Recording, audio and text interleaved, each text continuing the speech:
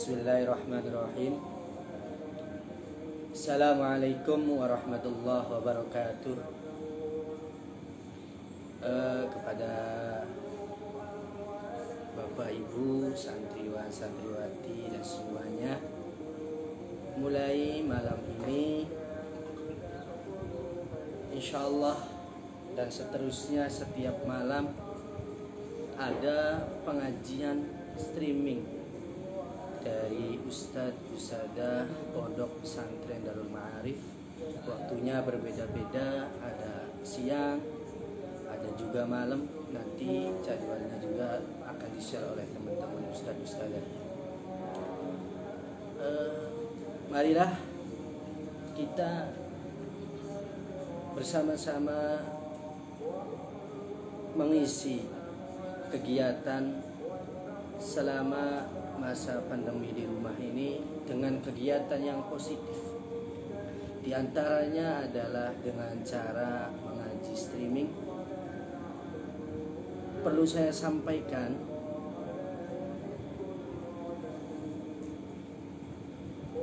ngaji atau mencari ilmu itu memiliki beberapa fadilah.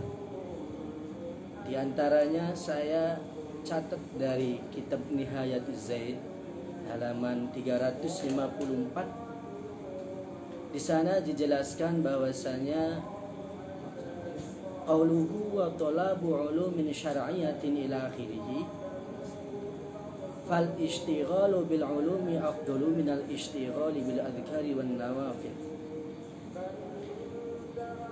Menyibukkan diri dengan mencari ilmu, atau bahwa bahasanya adalah menyibukkan diri dengan cara mengaji, itu lebih utama daripada sibuk dengan dikiran-dikiran dan juga dengan sunnah-sunnah lainnya.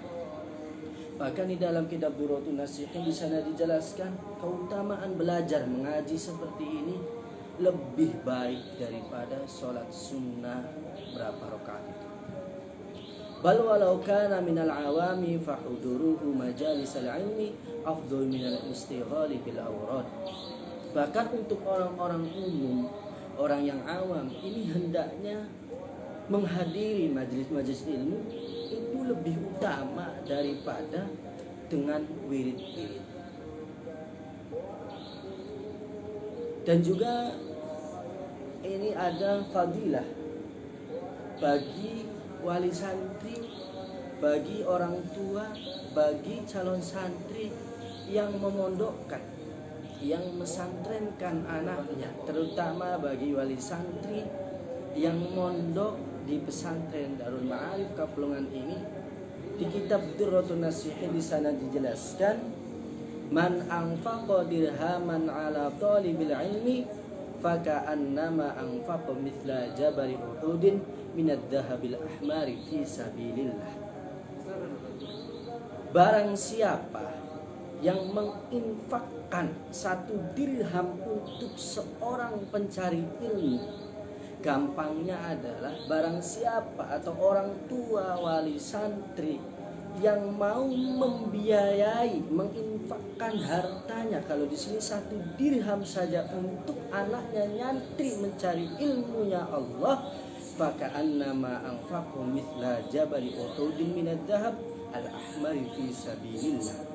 Maka dia, orang tua yang memondokkan anaknya ini, membiayai 1 dirham itu sama seperti dengan menginfakkan emas merah sebanyak gunung Uhud di jalan Allah. Jadi betapa besar pahalanya orang tua wali santri yang mau membiayai, memondokkan anaknya di pondok pesantren. Itulah fadilah, keutamaan dari orang yang mau mengaji dan orang yang mau membiayai, menginfakkan bagi orang yang mengaji. Kemudian ini hanya sebagai penyemangat saja kita supaya selalu bisa ngaji dan ngaji. Karena kata Rasulullah, talabul ilmi minal mahdi ilal lahdi mencari ilmu itu dari mulai mahdi, kandungan atau bandulan, sampai dengan liang lahat, sampai meninggal dunia.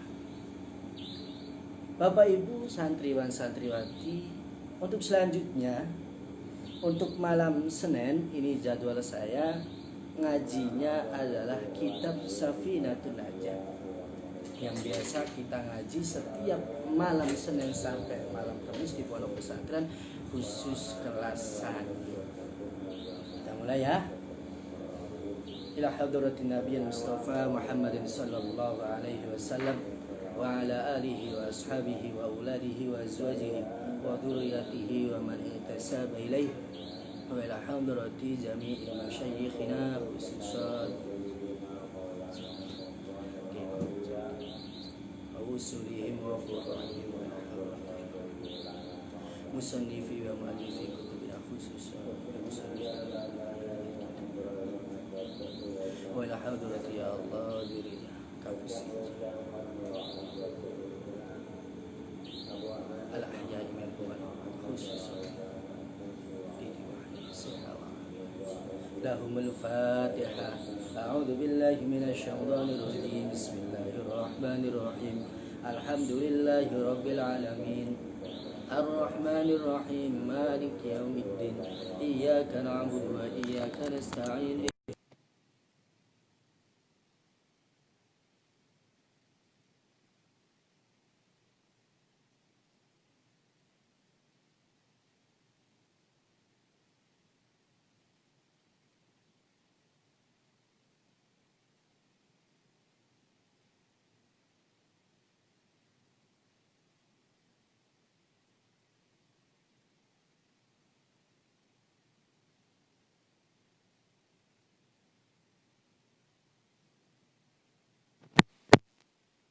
Ada al-musannif, pengarang kitab dari Safinatun Najah ini memulai kitabnya dengan bacaan bismillah iqtidaan bil kitabil azizi fi ibadaihi biha, karena mengikuti dengan Al-Quran yang agung dalam memulainya.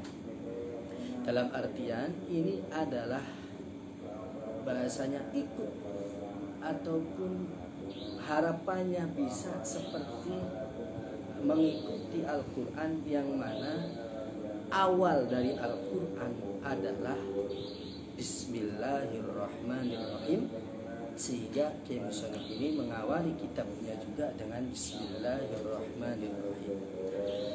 Ada juga riwayat yang menjelaskan wa fi riwayatin idza katabtum kitaban faktubu fi awwalihi Bismillahirrahmanirrahim. Ada juga riwayat lain yang meriwayatkan bahwasannya ketika kalian ini menulis sebuah kitab, maka tulislah di awalnya dengan ucapan Bismillahirrahmanirrahim. Ada juga riwayat yang menjelaskan lagi kullu amrin dibalin la yabda'u fihi bismillahirrahmanirrahim fahuwa abdaru au abta'u au adzam.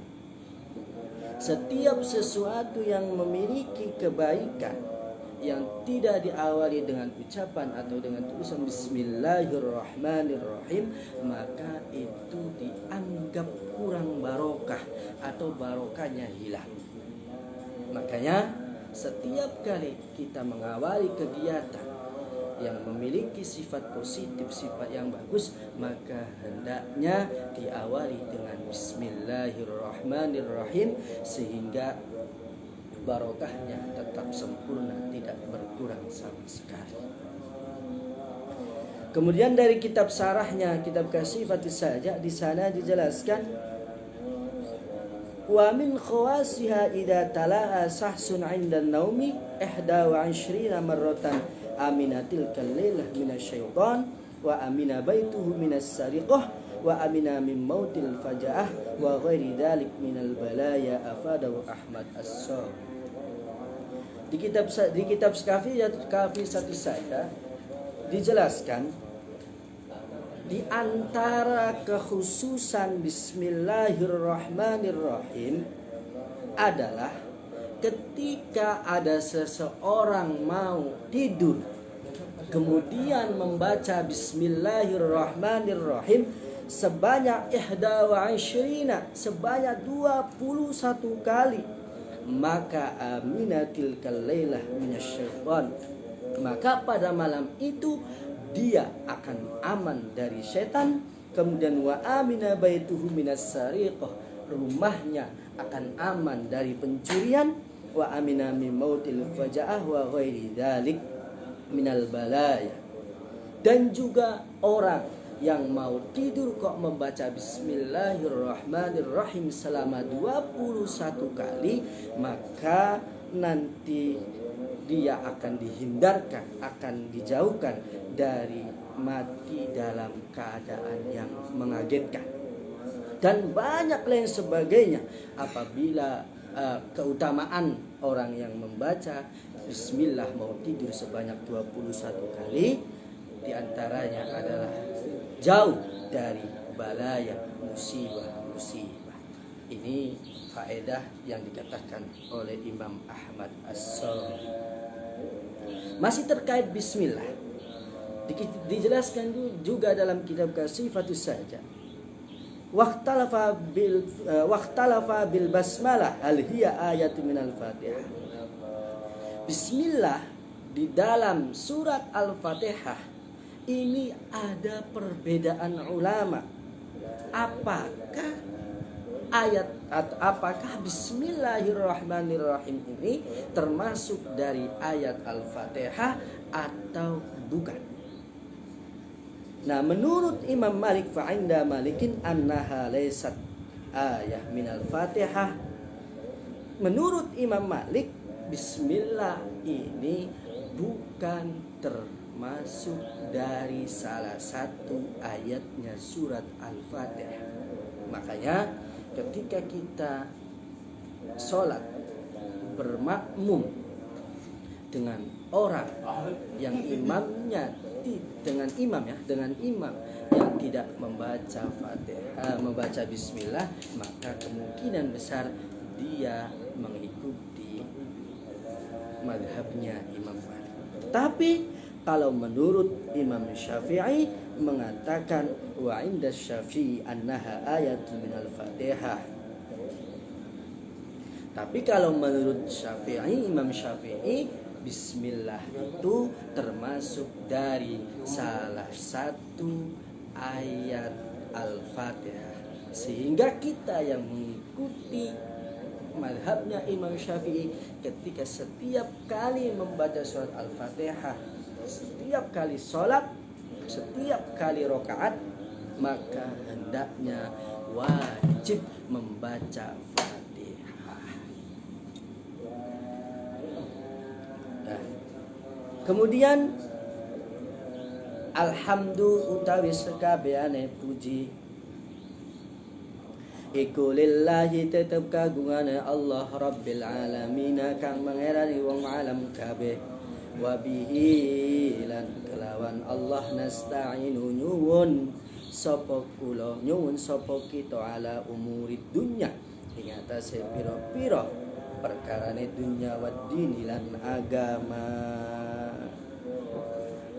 Alhamdulillah ini adalah aisana'u bil kalami 'alal jamilil al-ikhtiyari ma'a jihadit tabjil, yaitu pujian yang sangat indah untuk Allah Subhanahu wa taala, juga disertai dengan ta'zim, mengagungkan Allah Subhanahu wa taala. Bahkan ada hadis lain juga, setiap kali musannif atau pengarang kitab ini mesti awalnya diawali dengan bismillah, kemudian alhamdulillah dan sholawat. Nah, terkait dengan alhamdulillah, ya, syarahnya dalam kitab Kasifatus Saja dijelaskan yustahabbu alhamdu fi ibtida'il kutubil musannafati wa kadza fi ibtida'i durusil mudarrisina wa qira'atit talibina baina yadil muallimina sawa'un qara'a hadisan aw fiqhan aw ghairihima. Jadi setiap kali ataupun gini, wa yustahabbu, disunahkan membaca alhamdulillah dalam setiap mengawali atau setiap kali mengarang kitab. Begitu juga fi ibtida'i durusil mudrisin, ketika mengawali pelajaran, juga ketika seorang murid mau membaca hadis, fikih ataupun yang lainnya.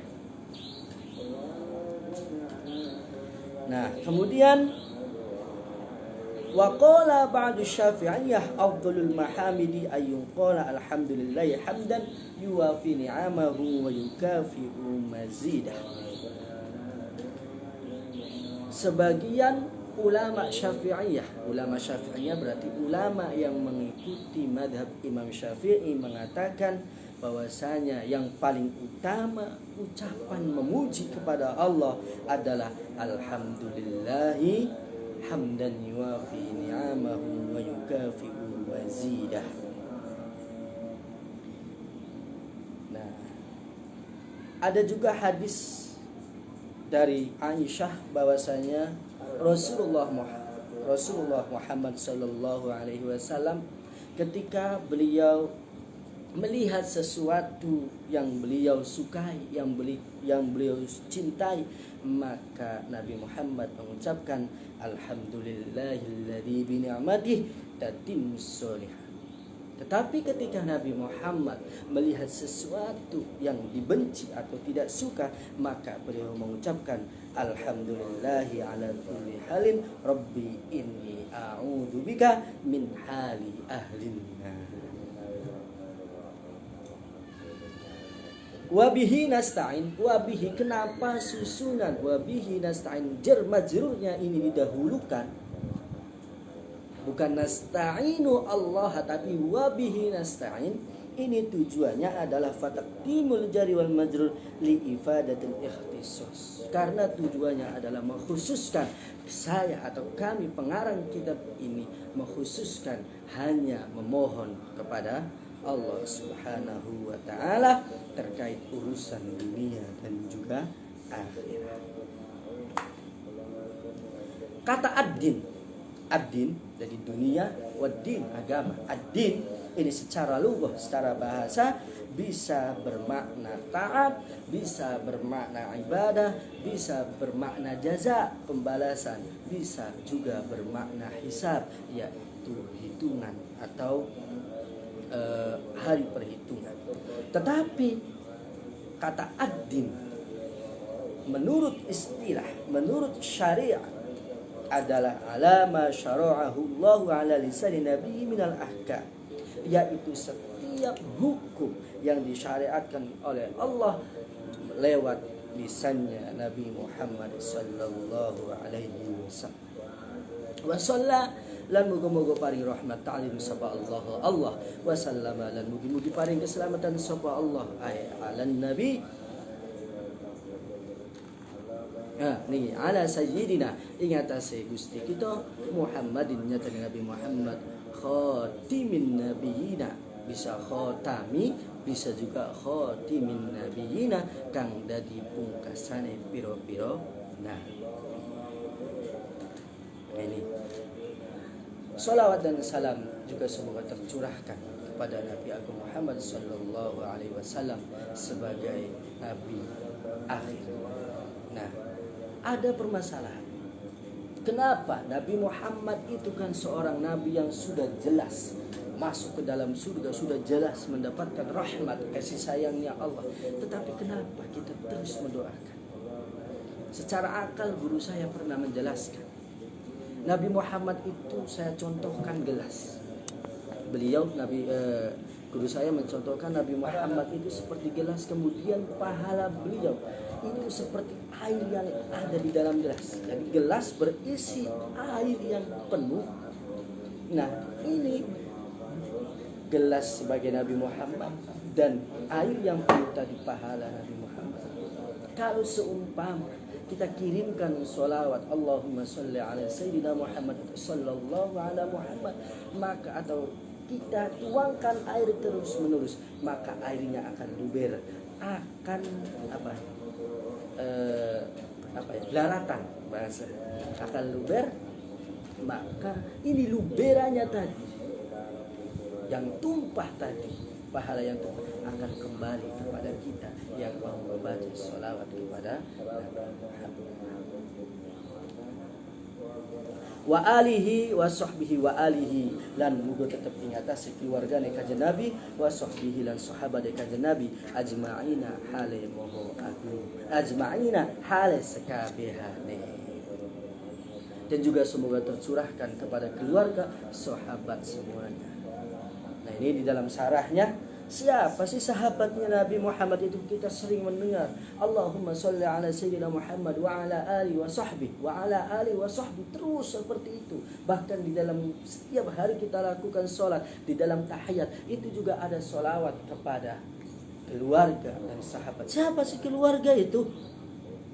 Keluarga di sini adalah dijelaskan wahum jami'u ummatil ijabah.